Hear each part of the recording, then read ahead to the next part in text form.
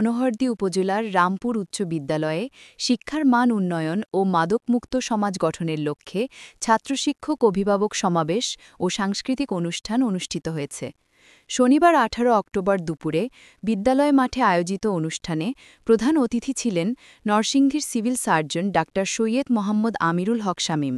তিনি বলেন, সুশিক্ষিত জাতি গঠনে পাঠ্যপুস্তকের পাশাপাশি নৈতিক ও মানবিক শিক্ষার বিকল্প নেই।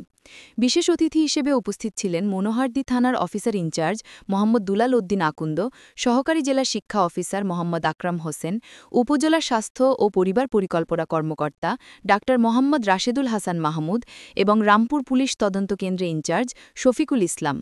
ওসি দুলাল উদ্দিন আকুন্দ বলেন, তরুণ প্রজন্মকে মাদক ও অপরাধ থেকে দূরে রাখতে পুলিশ সর্বদা শিক্ষা প্রতিষ্ঠানের পাশে আছে। আকরাম হোসেন বলেন, শিক্ষার মান উন্নয়নে শিক্ষক ও অভিভাবকদের যৌথ দায়িত্ব অপরিহার্য। ডাক্তার রাশেদুল হাসান মাহমুদ বলেন, মাদক একটি নীরব ঘাতক, পরিবার ও বিদ্যালয়কে একসাথে কাজ করতে হবে।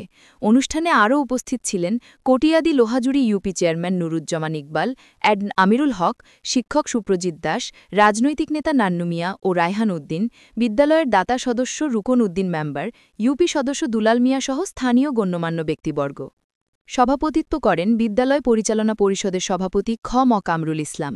তিনি বলেন, শিক্ষা ও চরিত্র গঠনের সমন্বয় আমাদের মূল লক্ষ্য। শুভেচ্ছা বক্তব্য রাখেন প্রধান শিক্ষক মোহাম্মদ শামসুল ইসলাম বা নাজিম উদ্দিন। অনুষ্ঠানে শিক্ষক, শিক্ষার্থী, অভিভাবক ও স্থানীয় জনগণ উপস্থিত ছিলেন।